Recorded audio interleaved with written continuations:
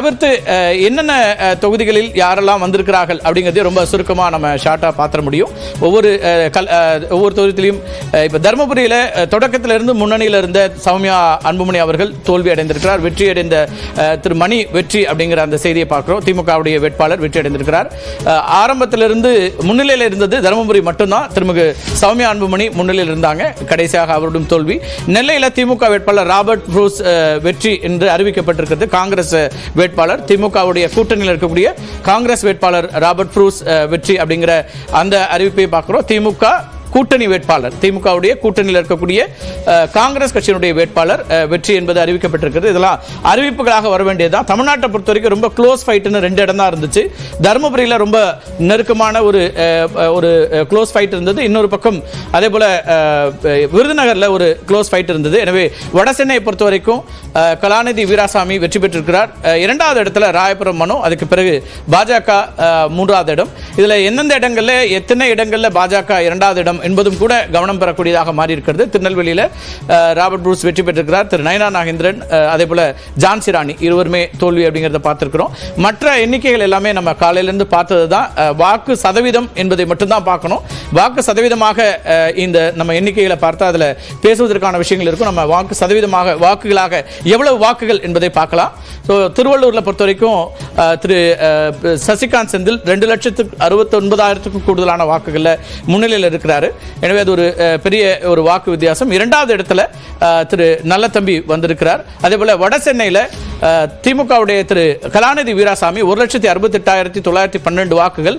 2வது இடத்துல அதிமுகவுடைய ராயபுரம் மனோ, 3வது இடத்துக்கு திரு பால் கனகராஜ். நாம் தமிழர் கட்சியும் ஒரு சாலிடான ஒரு வாக்கு கிட்டத்தட்ட 51,000 வாக்குகளை அங்கே பெற்றிருக்கிறாங்க. வட சென்னையை பொறுத்த வரைக்கும் அது. மத்திய சென்னையை பொறுத்த வரைக்கும் திரு தயாநிதி மாறன் 1,11,934 வாக்குகள் வித்தியாசத்தில் முன்னிலையில் இருக்கிறார். 2வது இடம் அங்கே வந்து திரு வினோஜுக்கு இருக்கு. பாஜகவிலிருந்து நேரடியாக களமிருந்தவர். அதே போல அதுக்கு பிறகுதான் 3வது இடத்துல பார்த்தசாரதி கார்த்திகேயனுக்கு 22,000 நாம் தமிழருடைய கார்த்திகேயனுக்கு. இங்கே இந்த நிலை. அடுத்ததாக மத்திய சென்னைக்கு பிறகு தென் சென்னையை பொறுத்த வரைக்கும் அங்கேயும் ஒரு கடுமையான போட்டி இருந்த ஒரு களம். தமிழச்சி தங்கபாண்டியன் அவர்கள் 47,584 வாக்குகள் முன்னிலையில் இருக்கார். இன்னும் அடுத்தடுத்த கட்டங்கள் அப்டேட் ஆக வேண்டியிருக்கிறது. டாக்டர் தமிழிசை 2வது இடத்துக்கு வந்திருக்காங்க. 95,000க்கும் மேற்பட்ட வாக்குகள். இங்கேயும் நாம் தமிழர் கட்சி 20,000 வாக்குகள் பெற்றிருக்கு. திரு ஜெயவர்தன் ஏற்கனவே எங்கள் நாடாளுமன்ற உறுப்பினராக இருந்தவர். அதிமுக சார்பாக போட்டியில் 46,000 வாக்குகள் தான். இன்னும் வரவேண்டிய எண்ணிக்கையில் இருக்கு. ஆனால் அங்கே 3வது இடத்தில் இருக்கிறார் அப்படின்னு பார்க்க வேண்டியிருக்கு. ஈரோட்லையும் கூட திரு பிரகாஷ் திமுகவுடைய வேட்பாளர் 94,000 வாக்குகளுக்கு மேலாக முன்னிலையில் இருக்கிறார். இங்க கொஞ்சம் எதிர்பார்க்கப்பட்ட தொகுதி ஆற்றல் அசோக்குமார் 1,45,000. அங்கே 2வது இடம் அதிமுகவுக்கு வந்திருக்கிறது. 3வது இடமாக தான் பாஜகவோட கூட்டணியில் தமாக வேட்பாளர் போட்டியிருந்தார். அடுத்த தொகுதியை நம்ம பார்க்கலாம். இங்கே தமாகவை விட கார்மேகம் நாம் தமிழர் கட்சி நம்ம வந்து ஈரோடையும் பார்த்துடலாம். அந்த எண்ணிக்கை ஒரு முறை பார்த்துட்டு நம்ம திரும்ப வரலாம். ஈரோடுடைய எண்ணிக்கையை மீண்டும் பார்க்கலாம். ஈரோடு தொகுதியில் நாம் தமிழர் கட்சியினுடைய திரு கார்மேகம் 37,824 வாக்குகள் இந்த நிலையில் முன்னிலையில் கிட்டத்தட்ட தமாகவுடைய கூடுதலான வாக்குகளை பெறக்கூடியதை நம்ம பார்க்குறோம். எஸ், அடுத்ததா ஈரோடுக்கு பிறகு நம்ம ஸ்ரீபெரும்புதூர் பார்த்துருந்தோம். திரு டி ஆர் பாலு அங்கே 2,68,000க்கும் மேற்பட்ட வாக்குகளில் முன்னிலை அப்படிங்கிறத பார்க்குறோம். அதிமுக தான் 2வது இடம். 3வது இடமாக தமாக பாஜக கூட்டணியிலிருந்து அதே போல நாம் தமிழருக்கும் 76,000 வாக்குகள் கிட்டத்தட்ட இங்கே கிடைத்திருக்கிறது. அதுவும் கவனிக்கத்தக்க வாக்குகள். அடுத்ததாக ஸ்ரீபெரும்புதூருக்கு அடுத்ததாக நம்ம பார்க்கறது திருப்பூர் தொகுதி பார்க்குறோம். திரு சுப்பராயன் 91,994 வாக்குகள் வித்தியாசத்தில் முன்னிலையில் இருக்கிறாரு. அதிமுக 2,41,000. அதே போல திரு ஏபி முருகானந்தம் பாஜகலேருந்து 1,30,000. இதிலிருந்து நாம் தமிழர்லேருந்து 66,000 வாக்குகளை திருமிகு சீதாலட்சுமி பெறுகிறார். கிட்டத்தட்ட 1,00,000 வாக்குகள் வித்தியாசத்தில் முன்னிலை போக்குவரத்தை பார்க்குறோம். காஞ்சிபுரம் தனி தொகுதியிலையும் திரு செல்வம் திமுகவுடைய வேட்பாளர் 1,46,000 முன்னிலை வைக்கிறாரு. 2வது இடம் அதிமுகவுக்கு தான் வந்திருக்குது. 3வது இடம் தான் பாமக. அங்கே பாஜக கூட்டணியில் 1,00,000 வாக்குகள் மட்டுமே இருக்கு. இந்த 2ஆம் இடம் 3ஆம் இடத்துக்கு இடையிலேயே மிகப்பெரிய ஒரு வாக்கு வித்தியாசத்தை பார்க்க முடியுது. நாம் தமிழர் 73,000 அப்படிங்கிற அளவுக்கு தனித்து நின்று இருக்கக்கூடிய வாக்குகள்ங்கிறதுனால நாம் தமிழர் இங்கே முக்கியத்துவம் பெறுது. பொள்ளாச்சியிலும் அதே போல திமுகவுடைய வேட்பாளர் திரு ஈஸ்வரசாமி 1,48,000க்கும் மேற்பட்ட வாக்குகளில் முன்னிலையில் இருக்கிறாரு. கார்த்திகேயன் அதிமுகவிலிருந்து 1,97,000 வாக்குகள். அதேபோல் பாஜகவில் வசந்தராஜன் 1,55,000 பாஜக கூட்டணியிலிருந்து, திரு சுரேஷ்குமார் நாம் தமிழரிலிருந்து 39,000. இங்கேயும் ஒரு பெரிய வித்தியாசம். பொள்ளாச்சியில் அதிமுக வலுவா இருக்குன்னு எதிர்பார்க்கப்பட்ட இடம் இது. கிருஷ்ணகிரி தொகுதியில் திரு கோபிநாத் 74,000க்கும் மேற்பட்ட வாக்குகள் வித்தியாசத்தில் முன்னிலை வைக்கிறாரு. அங்கேயும் 2ஆம் இடம் அதிமுக தான் வருது, 1,23,000. மூன்றாவது இடம் திரு நரசிம்மன், முன்னாள் சட்டமன்ற உறுப்பினர் அல்லது பொறுப்பிலே இருந்தவர் அவர் நரசிம்மன். அவர் 94,000 வாக்குகள் வாங்கியிருக்கிறத பார்க்குறோம். அடுத்ததாக கிருஷ்ணகிரிக்கு பிறகு தர்மபுரியினுடைய தொகுதி. தர்மபுரி தான் தொடக்க நிலையிலிருந்தே பாஜகவுக்கு வெற்றியாக இருந்த ஒரு தொகுதி. அங்கே பாமகவுடைய திருமிகு சௌமியா அன்புமணி 3,53,205 வாக்குகளை பெற்றிருக்கிறார். ஆனால் வெற்றி பெற்றது திரு மணி. கடைசி சுற்றுக்கள்ல மணியினுடைய வெற்றி உறுதி செய்யப்பட்டது. 26,853 வாக்குகள் வித்தியாசத்தில் மணி வெற்றி பெற்றிருக்கிறார். அங்கே நாம் தமிழர் கட்சி 83,000 வாக்குகளை பெற்றிருக்கிறது தர்மபுரியில். இதுவும் முக்கியமாக கவனிக்கப்படக்கூடியதாக இருக்கிறது. 2வது இடம் 3வது இடத்திற்கு அதிமுக அங்கே சென்றிருக்கிறது. அசோகன். தருமபுரிக்கு அடுத்ததாக நம்ம பார்க்கக்கூடிய தொகுதி திண்டுக்கல் தொகுதி. திண்டுக்கலும் ஆரம்பத்திலிருந்தே திரு சச்சிதானந்தம் மார்க்சிஸ்ட் கம்யூனிஸ்ட் கட்சியினுடைய வேட்பாளர் தொடக்க நிலையிலிருந்து முன்னிலையில் இருந்ததை பார்த்தோம். மிகப்பெரிய ஒரு வாக்கு 3,43,778 வாக்குகள் வித்தியாசத்தில் முன்னிலையில் இருக்கிறார். திண்டுக்கல் கடந்த முறை 5 லட்சம் வாக்குகள் வித்தியாசத்தில் முன்னிலையில் இருந்த ஒரு தொகுதி தான். எனவே அது ஆரம்பத்திலிருந்தே அங்கே மார்க்சிஸ்ட் கம்யூனிஸ்ட் கட்சிக்கான வெற்றி என்பது உறுதி செய்யப்பட்டிருந்தது. அதிமுக சார்பாக எஸ்டிபியினுடைய திரு முகமது முபாரக் அங்கே போட்டியிட்டார். 1,74,000. பாமகவுடைய திலகபாமா பாஜக வேட்பாளராக 83,000. நாம் தமிழர் கைலேராஜன் 74,000க்கும் கூடுதலான சற்றே கூடுதலான வாக்குகள். இது திண்டுக்கல். திருவண்ணாமலை பொறுத்தவரைக்கும் திரு சி என் அண்ணாதுரை ஏற்கனவே இருக்கக்கூடிய சிட்டிங் எம்பி 1,21,000 வாக்குகளுக்கு மேலாக கூடுதலான பெற்று முன்னிலையில் இருக்கிறார். திரு கலியபெருமாள் அதிமுகவிலிருந்து 1,47,000. திரு அஸ்வத்தாமன் வழக்கறிஞர் 79,000 பாஜகவிலிருந்து. 40,000 வாக்குகள் நாம் தமிழர் கட்சிக்கு. இது திருவண்ணாமலையிலும் அதிமுக தான் 2வது இடத்தில் இருக்கிறது. அரக்கோணத்திலும் அதிமுக 2வது இடம். இன்னும் வர வேண்டிய எண்ணிக்கைகள் இருக்கு, இன்னும் அப்டேட் பண்ண வேண்டியிருக்கு. இது ரொம்ப தொடக்க சுற்றுகளுடைய எண்ணிக்கையாக இருக்கிறது. எனவே நம்ம அடுத்த தொகுதியை பார்த்துடலாம். அரக்கோணத்திற்கு பிறகு விழுப்புரம் தனி தொகுதி. திரு முனைவர் ரவிக்குமார் விசிகே ஏற்கனவே சிட்டிங் எம்பி. இந்த முறை அவங்க பானை சின்னத்தில் போட்டிட்டாங்க, தனி சின்னத்தில், உதயசூரியன் இல்லாமல். அதில் 61,000 வாக்குகளுக்கு மேலாக கூடுதலாக இருந்து அவர் முன்னிலை வைக்கக்கூடியதை பார்க்குறோம். திரு பாக்யராஜ் அதிமுகவிலிருந்து 2,47,000. அதேபோல் பாமகவுடைய முரளிசங்கர் பாஜக கூட்டணியில் 1,14,000. கிட்டத்தட்ட இது அதிமுக வாக்குகளோடு ஒப்பிடும்போது பாதி அளவு அப்படிங்கிற அளவுக்கு தான் அங்கே பெறக்கூடியதாக இருக்கிறது. திரு களஞ்சியம் நாம் தமிழர் கட்சியிலிருந்து 38,000 வாக்குகள். எனவே விழுப்புரம் தனி தொகுதியும் கவனம் பெறக்கூடிய ஒரு தொகுதி தான். சேலம் தொகுதியில் திரு செல்வ கணபதி 30,000 வாக்குகளுக்கு மேலாக கூடுதலாக இருந்து முன்னிலை வைக்கிறார். இன்னும் வரவேண்டிய எண்ணிக்கை இருக்கிறது. 2,08,000 வாக்குகள் செல்வ கணபதி. 2வது இடத்துல அதிமுக நெருக்கமாக 1,78,000 வாக்குகள். அதேபோல பாமக வெறும் 48,000 தான் அங்கே இருக்குது. சேலத்தில் பாஜக கூட்டணியில் பாமக போட்டியிடுகிறது. அதேபோல இது எல்லாமே பின்னடைவில் வருது. நாம் தமிழர் 29,000 வாக்குகள். இன்னும் வரக்கூடிய எண்ணிக்கைகள் இருக்கின்றன. பெரம்பலூர் தொகுதியை பொறுத்த வரைக்கும் திரு அருண் நேரு அவருடைய மகன் முதல் முறையாக களத்தில் இருக்கிறார். அவர் 4,83,840 வாக்குகள், 3,12,889 வாக்குகள் வித்தியாசத்தில் முன்னிலையில் இருக்கிறார். 2வது இடம் அதிமுகவுடைய திரு சந்திரமோகனுக்கு இருக்கு, 1,70,000 வாக்குகள். இப்போதைய நிலையில் திரு பாரிவேந்தர் கடந்த முறை திமுக வேட்பாளராக உதயசூரியன் சின்னத்தில் போட்டியிட்டு 4 லட்சத்திற்கும் மேலான வாக்குகள் வித்தியாசத்தில் வெற்றி பெற்றிருந்தார். இப்போ அங்கே வந்து 1,27,000 வாக்குகள் பாஜகவுடைய வேட்பாளராக இருந்து பின்னடைவு பெற்ற வாக்குகள் 1,27,000 பின்னடைவு. தேன்மொழி நாம் தமிழர் கட்சியிலிருந்து 90,000 வாக்குகளை பெற்றிருக்காங்க. தனித்து நின்று நாம் தமிழருடைய எண்ணிக்கை என்பது முக்கியமாக இருக்கிறது. கள்ளக்குறிச்சி தொகுதியில் இங்கே அதிமுக வெற்றி பெறும் அப்படின்னு எதிர்பார்க்கப்பட்ட தொகுதியில் அது ஒன்று. அங்கே திரு மலையரசன் முன்னிலையில் இருக்கிறார். 48,617 வாக்குகள், 4,84,795 வாக்குகள். திரு குமரகுரு ரொம்ப நெருக்கமான ஒரு ஃபைட், ஒரு டைட் ஃபைட்னு சொல்லலாம், க்ளோஸ் ஃபைட்னு சொல்ல முடியும். 4,36,178 வாக்குகள். திரு தேவதாஸ் 61,000 தான் பாமகவுடைய திரு தேவதாஸ் 61,000.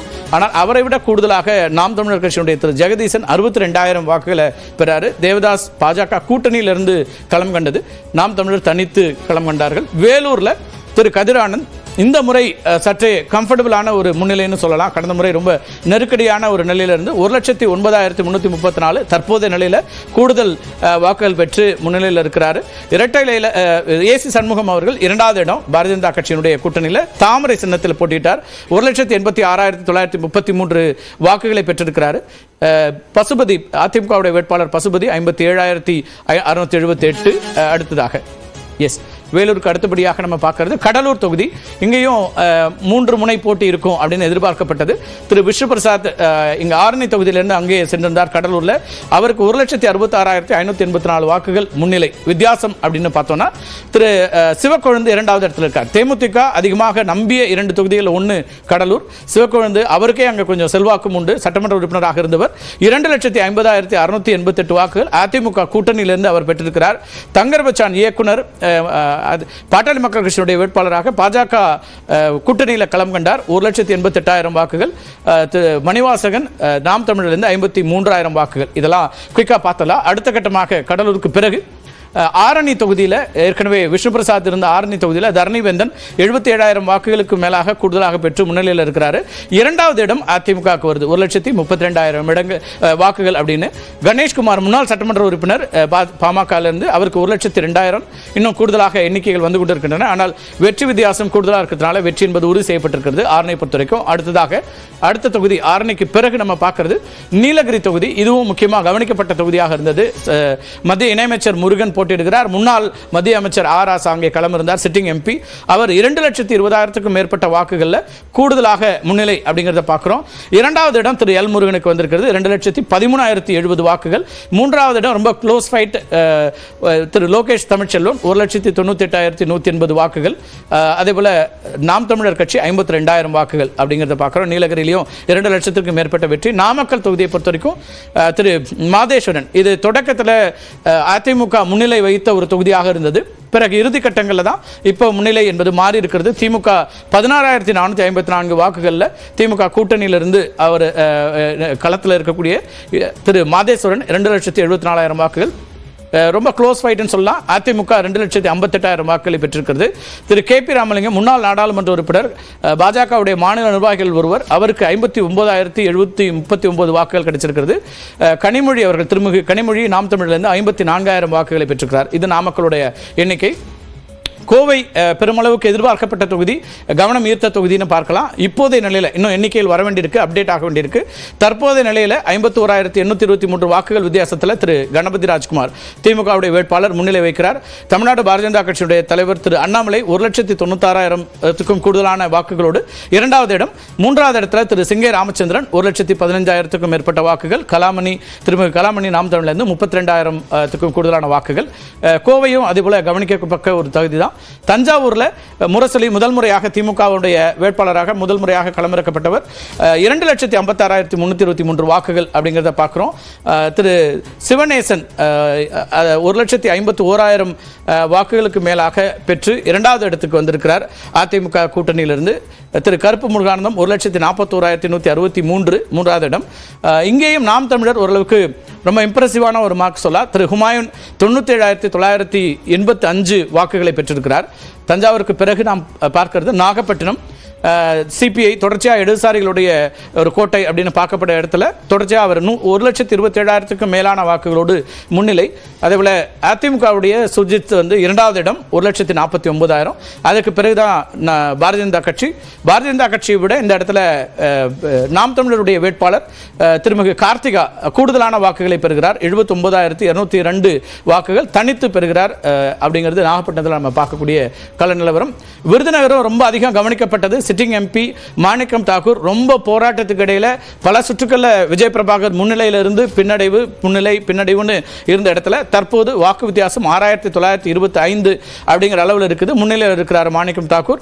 ரொம்ப க்ளோஸ் ஃபைட்னு சொல்லலாம். 2,79,400 2,72,475 திரு விஜயகாந்த் அவருடைய மகன் விஜய் பிரபாகர் போட்டியிட்ட அந்த தொகுதி. ராதிகா சரத்குமார் அவர்கள் 1,21,546 வாக்குகளோடு 3ஆம் இடத்தில் இருக்கிறார். தேர்தலுக்கு சற்று முன்னதாகத்தான் சரத்குமார் தன்னுடைய கட்சியை இணைத்துக் கொண்டு நேரடியாக களத்தில் அவங்க களமிறங்கியிருந்தாங்க. விருதுநகரம் கவனிக்கப்படக்கூடியதாக இருந்தது. முதல் தேர்தல் விஜய் பிரபாகருக்கு ரொம்ப இம்ப்ரெசிவான ஒரு தேர்தல் தான் சொல்லணும். அதிமுக கூட்டணியில் தேமுதிகவுடைய எதிர்பார்க்கப்பட்ட ஒரு வேட்பாளர்.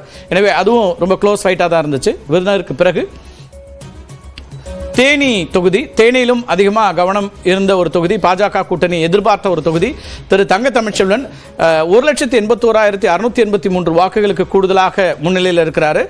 திரு டிடிவி தினகரன் இரண்டாவது இடத்துல 1,67,000. திரு நாராயணசாமி அதிமுக 96,000. அதேபோல மதன் நாம் தமிழர் கட்சியிலிருந்து 45,958 வாக்குகள். தேனி தொகுதியிலையும் திமுக நல்ல ஒரு முன்னிலையில் இருக்கக்கூடியதை பார்க்குறோம். திருச்சி திரு துரைவைக்கோ தனி சின்னத்தில் போட்டியிட்டார். உதய சூரியன் சின்னம் அல்ல, தீப்பெட்டி சின்னம். ஆனாலும் வாக்கு வித்தியாசம் ஒரு 1,88,000க்கும் கூடுதலாகவே இருக்குது. தொடக்கத்திலேருந்து திருச்சி அவ்வளோ சேஃபாக இருக்கா அப்படின்லாம் பேசப்பட்ட இடத்துல ரொம்ப கம்ஃபர்டபுளான ஒரு மார்ஜின் அப்படின்னு சொல்ல முடியும். அதிமுகவுடைய திரு கருப்பையா 1,40,000 வாக்குகளுக்கு கூடுதலாக பெற்றிருக்கிறார். அமமுக அங்கே போட்டியிட்டது பாஜக கூட்டணியில், அது செந்தில்நாதன் 66,000க்கு சற்றே கூடுதலான எண்ணிக்கை. திரு ராஜேஷ், ஜல்லிக்கட்டு ராஜேஷ் நாம் தமிழர் கட்சியிலிருந்து 63,000க்கும் அதிகமான வாக்குகளை பெற்றிருக்கிறார். எனவே அது கவனிக்கத்தக்கதாக மாறி இருக்கிறது. கரூர்ல ஜோதிமணி 90,403 வாக்குகள், இன்னும் கூடுதலாக இருக்கும். இப்போது இன்னும் எண்ணிக்கையில் வர வேண்டி இருக்கிறது. அதுல லீடிங்ல இருக்கிறாங்க. தங்கவேல் 2 லட்சத்துக்கு மேலான வாக்குகள் இரண்டாவது இடம். செந்தில்நாதன் 60,000 வாக்குகள். 52,000 இடம் நாம் தமிழர் கட்சி திரு கருப்பையா 52,000க்கும் மேலான வாக்குகள்.